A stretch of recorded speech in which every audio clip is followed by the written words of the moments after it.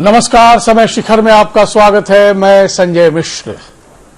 बारिश और नेपाल से आए पानी के कारण बिहार की कुछ नदियां उफान पर हैं। कई गांवों में पानी घुस चुका है, कहीं कहीं नाव ही आवागमन का एकमात्र सहारा रह गया है। जाहिर है, लोग परेशान हैं। मुख्यमंत्री नीतीश कुमार लगातार बाढ़ का जायजा भी ले रहे हैं, अधिकारियों को निर्देश दे रहे हैं। एनडीआरएफ, एसडीआरएफ की टीमें राहत पहुंचाने के लिए तैयार भी हैं। कहीं कहीं बांध टूटने से स्थिति थोड़ी भयावह जरूर बन गई है। दुख की बात यह है कि ऐसी ही खबरें हम हर साल आपको दिखाते हैं, लेकिन हमारी व्यवस्था स्थायी समाधान नहीं ढूंढ पाती। कहीं कहीं से मौत की भी खबर है। नदियों के बढ़े जलस्तर खतरे के संकेत दे रहे हैं। हम चाहते हैं कि समय रहते इस पर नियंत्रण हो जाए, राहत की पूरी व्यवस्था कर ली जाए ताकि पीड़ित के जानमाल का नुकसान कम हो सके। तमाम मुद्दों पर हम अपने मेहमानों से समीचीन बातचीत करेंगे। पहले कुछ खबरें देख लेते हैं।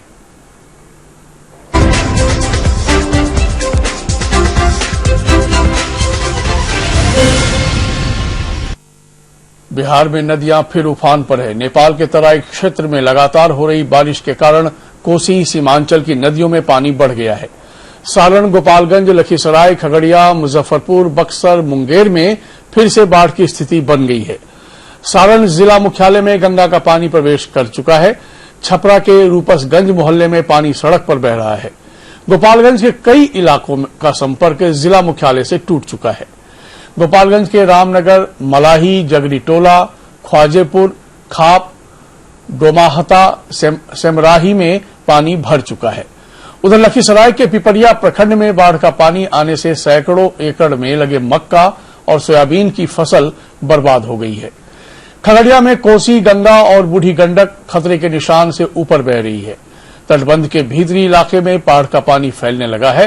मुजफ्फरपुर में भी लगभग यही स्थिति है। मुजफ्फरपुर में 2 दिन से हुई लगातार बारिश से बागमती नदी का जलस्तर बढ़ गया है। इसके साथ गंगा के दबाव से कर्मनाशा भी उफान पर है। बुधवार की सुबह कर्मनाशा नदी में पानी बढ़ने से चौसा मोहनिया पथ पर पानी चढ़ गया है। ऐसे में स्थिति गंभीर है और अगर 2-3 दिन ऐसा ही रहा तो स्थिति भयावह हो सकती है।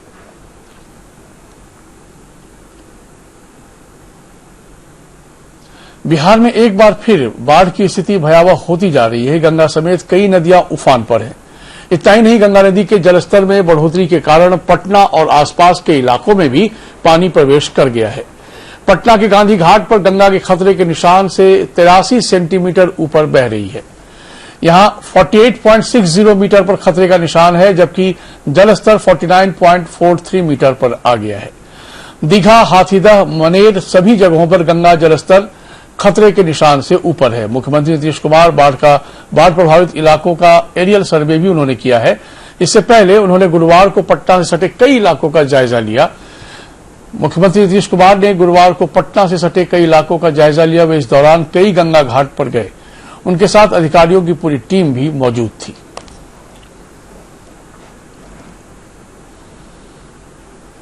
गंगा नदी के बढ़ते जलस्तर को देखते हुए प्रशासन अलर्ट मोड पर है।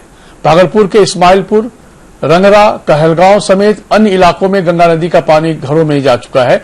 बाढ़ के खतरे को देखते हुए एक तरफ मुख्यमंत्री नीतीश कुमार ने बाढ़ प्रभावित इलाकों का एरियल सर्वे किया, तो वहीं दूसरी ओर जिले में एसडीआरएफ की टीम भी मुस्तैद है। हमारे सहयोगी अनुज शिवलोचन ने एसडीआरएफ के अधिकारियों से बातचीत की। इस वक्त पूरे बिहार में जल सैलाब की एक संभावना है। लगातार नदियों का जलस्तर बढ़ता जा रहा है और उसको लेकर बिहार के मुख्यमंत्री ने एरियल सर्वे भी किया है। जो भी गंगा कछार के किनारे हैं, तो वहां के जो भी जिला प्रशासन है उन लोगों को अलर्ट कर दिया गया है। जिस भी जिले में एसडीआरएफ और एनडीआरएफ की तैनाती है उनको भी मुस्तैद कर दिया गया है। हम भागलपुर में और भागलपुर में भी आप देखिए ये तमाम एसडीआरएफ के जवान हैं, उनके अधिकारी भी इनके साथ हैं। बजाते इन लोगों को इंस्ट्रक्ट किया जा रहा है कि आप किसी भी सूरत में तैयार यानी अलर्ट मोड में रहें ताकि कोई सूचना मिले इमीडिएट उस इलाके में रस कर सकते हैं। हमारी कंपनी पूरी तरह से तैयारी में है फ्लड के रेस्क्यू के लिए और जैसे ही जिला प्रशासन के द्वारा आदेश मिलेगा हमारी कंपनी फ्लड रेस्क्यू के लिए मूव कर जाएगी। क्या क्या चीज को लेकर आप तैनात हैं? जवान कितने हैं, बोट कितने हैं? हमारे पास 35 की स्ट्रेंथ है, 10 बोट है, 2 गाड़ी है, और अन्य रेस्क्यू सामान भी हमारे पास है अवेलेबल। जिसकी भी आवश्यकता होगा वो रेस्क्यू सामान को लेकर हम मूव करेंगे। यानी कुल मिला के इनके तरफ की तैयारी है, बस एक आदेश का इंतजार है कि साहब बोलें और जवान जो है गंगा में या वो इलाका जो बाढ़ग्रस्त इलाका है उस इलाके में ये लोग रेस्क्यू के लिए जाए। कैमरामैन विजय कुमार के साथ अनुज कुमार सिबलोचन, सहारा समाचार, भागलपुर। आइए अब आपको भागलपुर इलाके में गंगा नदी के बढ़ते जलस्तर और उसके प्रकोप को दिखाते हैं। गंगा नदी की जमीन पर हक जताकर बड़े बड़े मकान बनाने वाले को गंगा नदी अपना विकराल रूप दिखा रही है। लगातार बढ़ते जलस्तर से भागलपुर और कहलगांव के बीच आवाजाही ठप हो गई है। उस मौके पर पहुंचकर सहारा समय संवाददाता ने पूरे इलाके का जायजा लिया। पूरे दुनिया पानी को लेके हायतौबा मचा रही है, उसको लेके तरह तरह का अभियान चलाने की बात है। हिंदुस्तान में भी यही कम हो रहा है। जल ही जीवन का नारा है, लेकिन बिहार होके बहने वाली गंगा में जो अकूत जल है उसको लेके अभी हायतौबा मचा हुआ है। उस इलाके में लगा फसल वो बर्बाद हो रहा है। लेकिन फसल की बर्बादी की कहानी के साथ साथ उस इलाके में इसी समय एक अच्छे फसल के होने की उम्मीद भी जाग जाती है। और आखिरकार जो हालात गंगा के उस विनाश लीला का है वो आपको भागलपुर से कहलगांव जाने के रास्ते में जो हर साल की तरह टूटता था, सबौर के आगे का वो पुलिया वो एक बार फिर से डैमेज हो गया है। तमाम भारी वाहनों का आवाजाही इसलिए रोक दिया गया है ताकि पुल क्षतिग्रस्त ना हो सके और उसकी मरम्मती करके कम से कम उस हाल में रखा जाए ताकि आवश्यक सेवाओं को बहाल किया जा सके। हमारे साथ फ्लड फाइटिंग के इंजीनियर साहब हैं। ये पुल जो बना है, पुलिया कलवर्ट बना है, इसके दोनों साइड में विंग वाल नहीं अभी बना है, अंडर कंस्ट्रक्शन है, तो दोनों साइड कट रहा है, अस्कावर हो रहा है, तो उसको हम लोग पानी आ उधर दरभंगा में नेपाल में भारी बारिश के कारण एक बार फिर से कमला बलान नदी अपने उफान पर है। नदी का जलस्तर तेजी से बढ़ रहा है। घनश्यामपुर प्रखंड के कुमरौली के पास कमला नदी पर बना पश्चिमी तटबंध एक बार फिर से बह गया। ये वही जगह है जहां 2 महीने पहले आए बाढ़ के पानी से ये तटबंध टूट गया था। इस तटबंध का पानी घटने के साथ ही मरम्मत कर लिया गया था, लेकिन दोबारा नदी में पानी आने और तेज धार से ये तटबंध फिर से बह गया। इसके साथ ही बांध बनाने में की गई लापरवाही और भ्रष्टाचार भी उजागर हो रहा है। स्थानीय लोगों ने लूट के आरोप लगाते हुए नाराजगी प्रकट की है। कमला बलान के बांध के टूटने से निचले इलाके में बड़ी तेजी से बाढ़ का पानी फैलने लगा है। सड़कों पर पानी आ जाने से लोगों को और मुश्किलें हो रही हैं।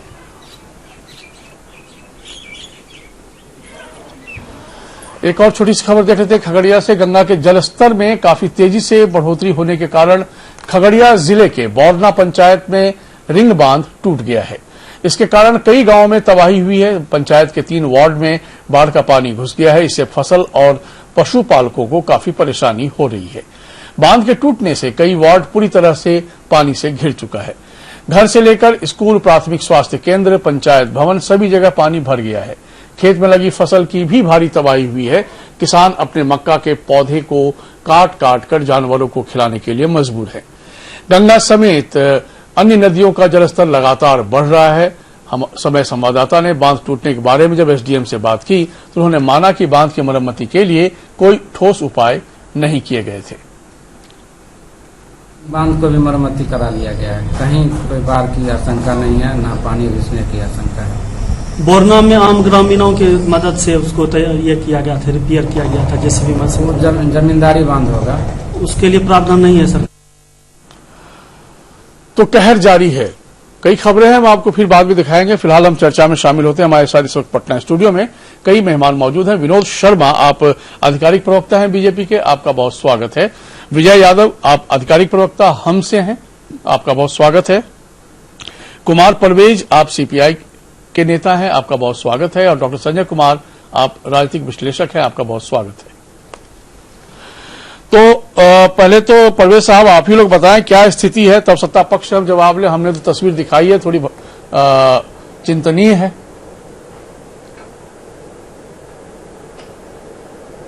परवेज साहब आवाज आ रही है क्या? पहले तो मेरी पार्टी का नाम एक बार फिर से सुधार दीजिए। हर बार आप लोग जी कह रहा हूँ कि मेरी पार्टी का नाम आप लोग सुधार लें भाई, ये बार बार ये गलती ना हो। सीपीआई एमएल, सीपीआई माले, हाँ सीपीआई एमएल माले, भाकपा माले, हाँ भाकपा माले, जी जी, हाँ भाई एक भूल सुधार कर ले और दोबारा ये भूल ना करें, क्योंकि परवेज साहब हमारे पास पैनल में आते रहते हैं, तो कृपया इस बात का ध्यान रखें। जी परवेज साहब, तो हालात के बारे में क्या कहेंगे? जी जी जी जी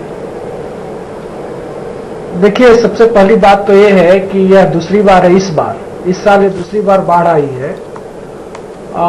मतलब इस बार तो बारिश होते ही बाढ़ आई थी और हम लोगों ने माननीय मुख्यमंत्री नीतीश कुमार जी को बिहार के उन तमाम इलाकों के बारे में रिपोर्ट बाजाप्ता सुपुर्द की जहां पे बाढ़ आया हुआ था। अब ये सवाल आप भी कह रहे हैं, हम भी कह रहे हैं और सब लोग कह रहे हैं कि बाढ़ हर साल की परिघटना बन गई है। हर साल बाढ़ आ रही है, लोगों के जान माल का भारी नुकसान हो रहा है, लोग मारे जा रहे हैं। जो मुख्यमंत्री नीतीश जी पिछली बार कहा करते थे कि फरक्का बराज की वजह से बिहार में बाढ़ आ जा रही है, आज इस बार वो शब्द को इस्तेमाल करने से भी बच रहे हैं। तो यह सवाल तो सरकार को, भाजपा को, नीतीश जी को, इतने सालों से बिहार में उनकी सरकार है, 15-16 सालों से 13-14 सालों से उनकी सरकार है और अभी तक बाढ़ की समस्या का कोई समाधान नहीं निकला।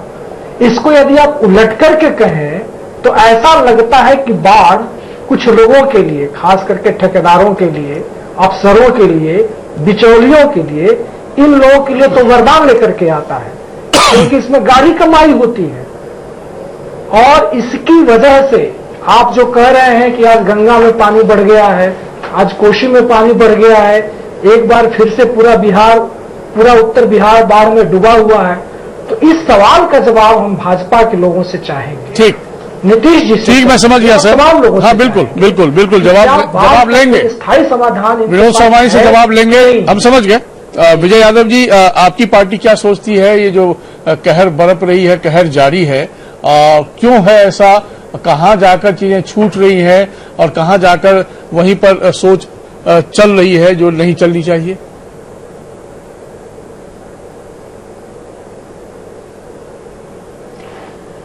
देखिए, हर साल बाढ़ आती है और हमारे माननीय नीतीश कुमार जी इस पर हमेशा चर्चा करते हैं कि अगले बार से ऐसे करेंगे, वैसे करेंगे, बाढ़ का रोकने का प्रयास करेंगे, लेकिन आज तक इस सही ढंग से पहल नहीं चुका है।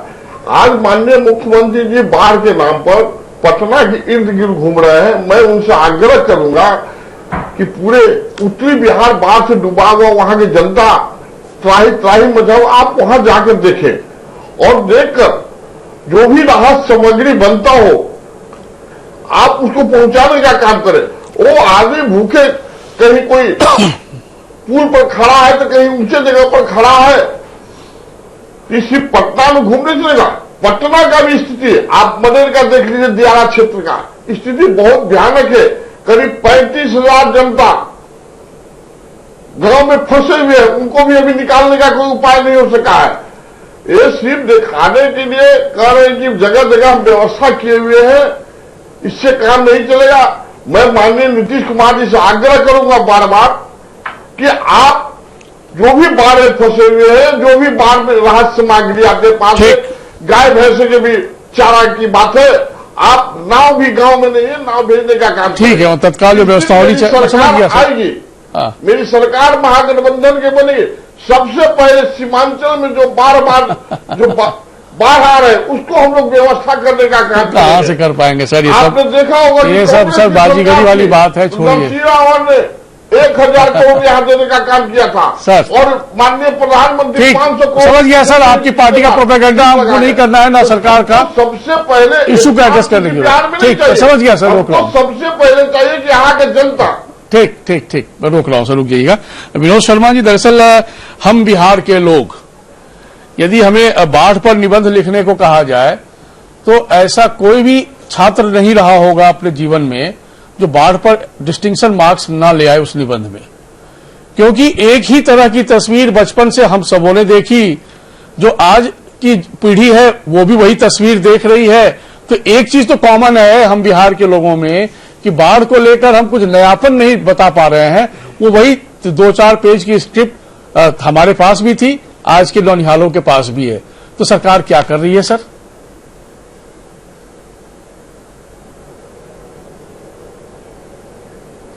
देखिए, संजय जी, ऐसा है कि सरकार बहुत कुछ कर रही है, लेकिन यह भी कड़वा सत्य है कि प्राकृतिक से हम नहीं लड़ सकते हैं। कोई भी देश, कोई भी विश्व का शक्तिशाली से शक्तिशाली देश की मैं चर्चा करना चाहता हूं, अमेरिका की भी, चाइना की भी, वहां भी बढ़ाते और तबाह हो जाता है शहर। उसके लिए हर एक सरकारें प्रयास करती है।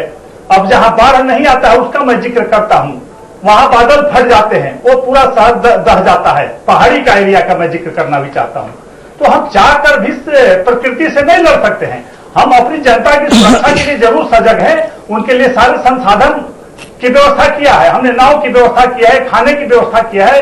एसडीआरएफ, एनडीआरएफ की टीम दिन रात लगी हुई है। हमारे मुख्यमंत्री, हमारे उप मुख्यमंत्री, चाहे जो भी हमारे, विनोद जी, एक छोटा सवाल आपसे करना चाहता हूं। समुद्र में है, रात हो या दिन हो, और सतर्क है कि कोई भी जान माल की क्षति नहीं हो, किसी तरह की दिक्कत नहीं हो, उसमें कोई कमी नहीं है सरकार। विनोद जी, एक सवाल का जवाब और दे दीजिए। लेकिन प्रकृति को रोक दे हम, अब तूफान को रोक दे, नहीं, ठीक आप कह रहे हैं, ये संभव नहीं है। विनोद जी, कैसे रुकेगा? उसके लिए हमने प्रयास किया है, उसमें कोई कमी नहीं है।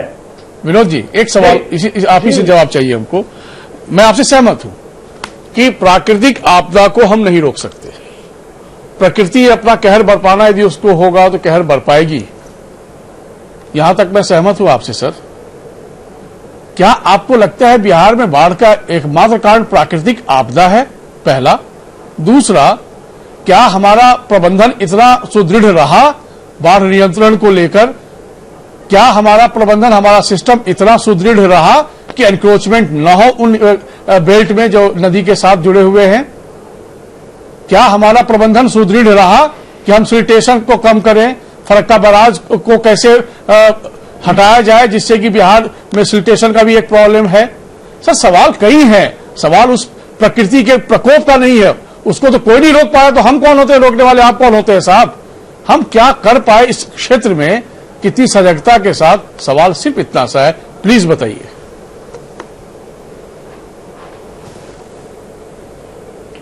देखिए, सरकार लगातार काम कर रही है इस मुद्दे पर। निश्चित रूप से एक बहुत बड़ी समस्या है बाढ़, और सैनिटेशन की बात है। आपको याद दिलाते हैं कि पटना में गंगा में काफी करोड़ों रुपए खर्च किए गए, वहां से गाद हटाए गए, लेकिन फिर अगली साल वो गाद भर जाते हैं। तो उसमें बहुत बड़ी समस्या है। हम चाहकर भी उसको नहीं रोक पा रहे हैं, नहीं कोई सरकार रोक सकती है। लेकिन जहां तक सुरक्षा की बात है, उनको व्यवस्था की बात है, उसमें कोई कमी हो तो आप बताइए। सरकार पूरी तरह से सजग है, नाव की व्यवस्था है, एसडीआरएफ, एनडीआरएफ। अब आप बताइए सर, एक छोटा सा और, एक और छोटा सा जवाब दे दीजिए सर। नहीं, ठीक है, मैं मान लिया जा रहा है, ठीक है, फौरी तौर पर नहीं सर, फौरी तौर पर राहत आप दे रहे हो। नेपाल की बात भी, एक और जवाब दे दीजिए। मैं डॉक्टर संजय कुमार के पास जाना है मुझे, फिर बाकी मेहमानों के पास जाना है। एक तटबंध को ठीक करते हैं, दूसरे जगह टूट जाता है। नहीं सर, सुन तो लीजिए, वहां पानी चढ़ जाता है। विनोद जी, अभी दरभंगा में एक तटबंध टूटा था, हाल में जो बाढ़ आई थी इससे पहले, उसकी मरम्मत भी कर दी गई। अब मरम्मत में घोर भ्रष्टाचार का मामला सामने आ रहा है, दोबारा टूट गया वो तटबंध। सर, सवाल ये है कि हम करना क्या चाहते हैं और हमारा लक्ष्य क्या है, हम कितनी ईमानदारी से चीजों को डिलीवर कर पा रहे हैं, सिर्फ इतना ही सा तो सवाल है सर।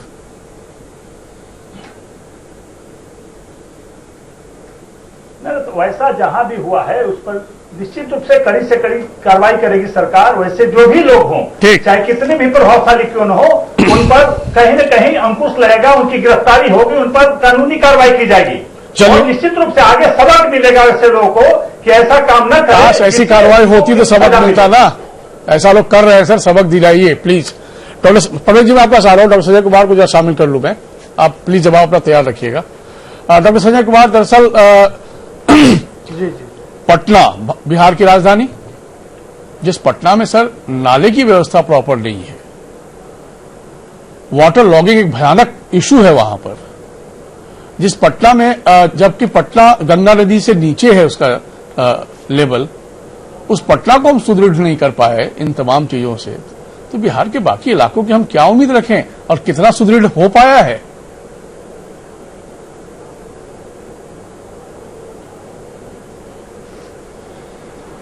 नहीं, आपने ठीक कहा। एक पार्ट तो ये है कि क्लाइमेट चेंज का असर होता है। आपने ठीक कहा कि ये एक पार्ट हो सकता है। अब पूरे अगस्त में पटना में 140 मिलीमीटर वर्षा हुई और एक दिन में सितंबर में 94 मिलीमीटर वर्षा हो गई। अब कल्पना कर सकते हैं कि अगर 94 मिलीमीटर या 95 मिलीमीटर वर्षा होती है और वो पूरा पटना डूबने लगता है, पूरा पटना चौक्ड हो जाता है, यहीं पर सरकार और सरकार के जो नुमाइंदे हैं उनकी जिम्मेदारी बनती है कि आप उस सिचुएशन से कैसे करेंगे और जब पानी आएगा तो उसको ड्रेन आउट कैसे करेंगे। हम लोग कई बार बात कर चुके थे कि प्रॉपर ड्रेनेज की व्यवस्था नहीं है। जो गंगा का जो ज्योग्राफी है और जो पटना की ज्योग्राफी है, मैं बराबर कहता हूं कि पटना का लेवल नीचे है और जब इस शहर में पानी आ जाता है तो गंगा में उलीझना पड़ता है, संप हाउस से पानी करके नदी में डाला जाता है, वो नेचुरल तरीके से नहीं जाता है। रह गई गंगा की बात, अभी आप फरक्का की बात कर रहे थे, ठीक बात है कि फरक्का बांध एक बहुत बड़ी बाधा है बिहार को बाढ़ में डुबोने के लिए। चूंकि हुगली में पानी रहे इस वजह से उसका डिजाइन किया गया था फरक्का में, लेकिन हुगली में पानी सालों भर रहे और वहां पर नौकायन या जहाज चलते रहे, इसलिए बिहार का इलाका, गंगा नदी का तटवर्ती इलाका पानी में डूबते रहे, जिसके लेकर के नीतीश कुमार मुखर रहे थे।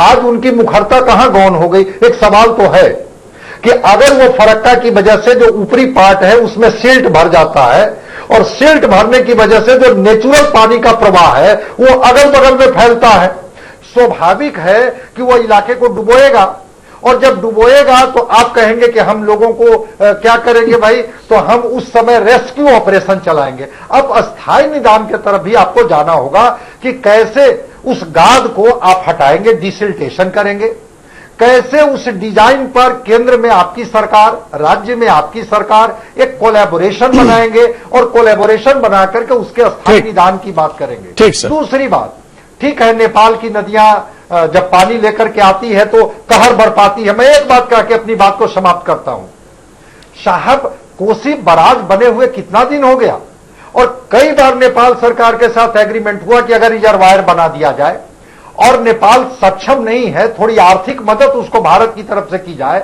और रिजर्वायर बना करके उन्हीं को कहें कि हम जो हाइड्रो इलेक्ट्रिसिटी का उत्पादन करेंगे वो नेपाल को देंगे, हम थोड़ा कम लेंगे, बिहार को कम देंगे, भारत को कम देंगे। हम समझते हैं कि इस पर नेपाल सरकार भी तैयार हो जाएगी और जो डूबते रहते हैं उत्तर बिहार के लोग। सर 3600 बैठक तो नेपाल से कर चुके हैं ये लोग, पता नहीं उस बैठक में होता क्या है। तटबंध की बात है, तटबंध की मरम्मत तो बहुत सामान्य बात है। ठीक सर। अब तटबंध आपके टूट जा रहे हैं तो आप उन इंजीनियरों पर कितना फाइन कर रहे हैं भाई, कि कितना क्यूसेक का दबाव वो तटबंध झेलेगा पानी का और कितना क्यूसेक का नहीं झेलेगा। अगर वो नहीं झेल रहा है तो मैं रोक रहा हूं सर, रुक जाइएगा इसका संज्ञान सरकार, रुक जाइएगा सर, मैं समझ गया सर। सवाल तो है सरकार, बिल्कुल सवाल है। परवेज जी आप अपनी बात पूरी करें, साथ में ये भी कि राहत नीति से आगे बढ़ने की आवश्यकता अब बिहार को है कि नहीं।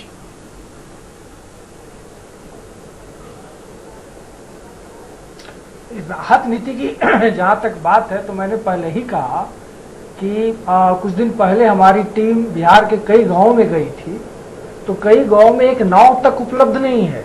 कुछ चंद जगहों का उदाहरण दे करके लोग ये बता दे रहे हैं कि तमाम जगहों पर तमाम प्रकार की सरकारी सुविधाएं उपलब्ध है, तो यह पूरी प्रकार से झूठ है। हम नहीं मानते इस बात को। हमारी टीम हर जगह हर स्थल पर जमीन पर मौजूद है और उसको पता है कि राहत स्थिति का, अरे पिछले साल का पैसा लोगों को नहीं मिला है, 2-4 साल पहले जो बाढ़ आई है उसका पैसा अभी तक लोगों को नहीं मिला है और उसके इंतजार में लोग अभी तक भटक रहे हैं। यह एक बात है। तो यह तो सरकार को तत्काल अपने तमाम कार्यों को छोड़ते हुए युद्ध स्तर पर, थोड़ा चुनाव की चर्चा भी कम करें भाजपा के लोग और जदयू के लोग, और युद्ध स्तर पर इस राहत कार्य को चलाएं। आप लोग भी शामिल हो गए सर। कहना चाहता हूं जो संजय जी भी कह रहे थे कि यह एक बहुत बड़ा भ्रम है।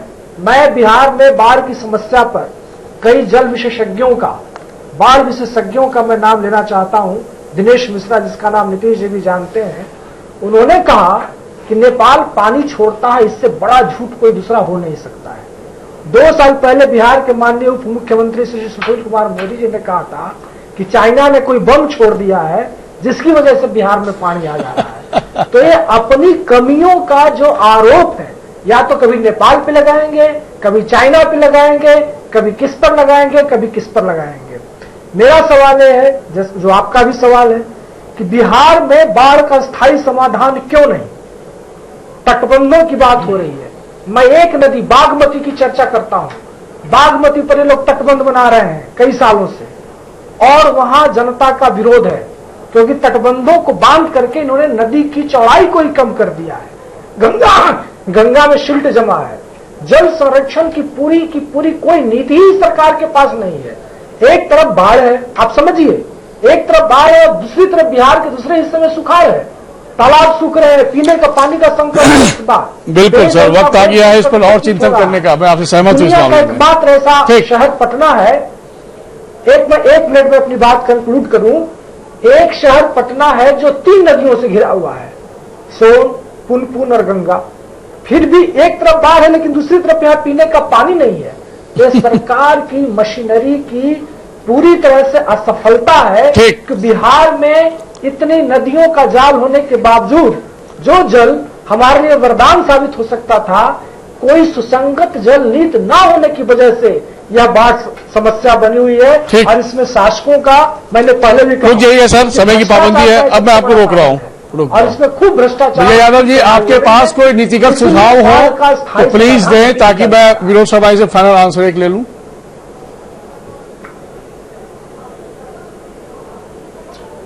देखिए, मैं माननीय मुख्यमंत्री से यही कहूंगा कि आपकी डबल इंजन की सरकार है। आप सीमांचल के साथ राजनीति करना छोड़े और वहां के बाढ़ की समस्या पर परमानेंट समस्या दूर करने के लिए आप इस पर सोचे कि कैसे जो प्रतिवर्ष जो बाढ़ आ रहा करोड़ों रुपया उसको राहत मांगने के नाम पर ब्यूरोक्रेट लूट रहे हैं, उसको संभालने का काम करें और उसी पैसा से परमानेंट हल निकालने का काम करें। ठीक, विनोद शर्मा, मेरी सरकार आएगी, हम समझिए, ठीक है, आपकी जब आएगी हम आपसे सवाल कर लेंगे, देख लेंगे सर, फिलहाल आपसे सवाल कर ले। ठीक। विनोद शर्मा जी, एक्चुअली क्या है कि इससे हर कोई जूझ रहा है, या नहीं जूझ रहा है तो फिर कोई सुखा से जूझ रहा है, जूझ हर कोई रहा है। तो कोई ऐसी नीतिगत आधार पर हम चीजों को, बिहार को आगे ले जाएं, ताकि बिहार को भी यह हक मिले कि वो भी सुकून से जी सके। 3rd टर्म है आपकी सरकार के यहां पर, और उसके बाद मतलब एनडीए की सरकार की, लेकिन बिहार को इस रूप में कोई नीतिगत समाधान की ओर जाता हुआ कुछ नहीं दिख रहा है सर, क्यों?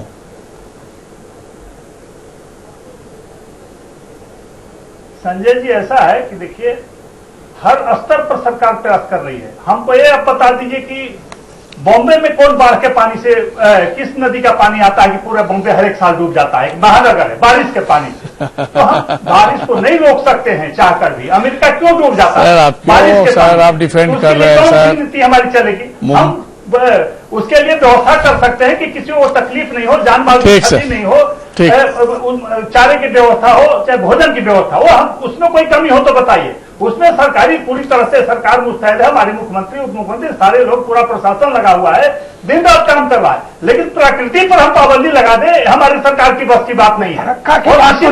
प्राकृतिक आपदा है और ये आते रहेगा, इसको नहीं रोक सकता कोई भी। अगर आप फिर विनोद जी वही आकर खड़े हो गए जहां आप शुरू किए थे। मैं बॉम्बे का उदाहरण, कौन कह रहा है प्रकृति पर आप पाबंदी लगा पाएंगे? कौन कह रहा है सर? कहाँ चले गए बॉम्बे? बॉम्बे क्यों जा रहे हैं? फरक्का पर बोल रहे थे, अब क्यों चुप हो? हाय तो मचा रहा है। दिल्ली में सरकार है, पटना में सरकार को सुझाव दे, सरकार मदद करेगी इनके सुझाव का। बात है, फरक्का पर बोलिए, अब क्यों नीतीश जी इसका जवाब? सीट का पटना से हमने सीट निकाल के दिखाया था, इसका जवाब है भर गया जवाब। आज वही गांव भी गांव है, पर फिर पटना में गंगा नदी गायब हो गया। तो क्या करें हम? कौन सी नीति बनाए कि फरक्का पर बोलिए ना, तो सर सरकार ये कह दे। परवेज जी बनाना आसान है परवेज जी, लेकिन काम दिखाना मुश्किल है। लेकिन हमारी सरकार, एनडीए की सरकार पूरी तरह से मुस्तैद है। विनोद जी, केंद्र सरकार पूरी तरह से बिहार को सहयोग दे रहा है बाढ़ पर नियंत्रण के लिए। सुनिए ना, ठीक है, अभी गंभीर है, हम भी गंभीर है, तो क्या बिहार ये मान ले कि ऐसा ही चलेगा, ऐसे ही चलेगा और ऐसे ही राहत मिलती रहेगी, एनडीआरएफ और एसडीआरएफ की टीम लगी रहेगी हर साल, बिहार ऐसे ही चलेगा? विश्व चल रहा है, बिहार पर ही क्यों? मतलब यही चलेगा ना, ऐसे ही ना? प्रकृति से लड़ना है सर, ऐसे ही चलेगा ना? यही तो हम पूछ रहे हैं। पार्टियों को मिलकर लड़ना होगा, सबको रास्ता निकालना होगा। केवल सरकार पर आप आरोपित कीजिए कि सरकार नहीं कर रही, इससे काम नहीं चलेगा। बिहार में पहले जो बाढ़ आती थी प्रलयंकारी नहीं होती थी, डॉक्टर संजय कुमार, दरअसल ये सोच वहीं पर आकर रुक गई है जहां की राहत से आगे बात बढ़ती नजर नहीं आ रही है। सरकार चौतरफा प्रयास कर रही है। विनोद शर्मा जी ये जरूर कहते हैं, लेकिन साथ में ये जरूर जोड़ देते हैं कि चूंकि अमेरिका में भी आता है, चूंकि चाइना में भी आता है, चूंकि भारत के भिन्न भिन्न हिस्सों में भी, महानगरों में भी आ जाता है, तो बिहार में भी आता रहेगा और हम ऐसे ही चलता रहेगा। तमाम प्रयास तो हो ही रहे हैं।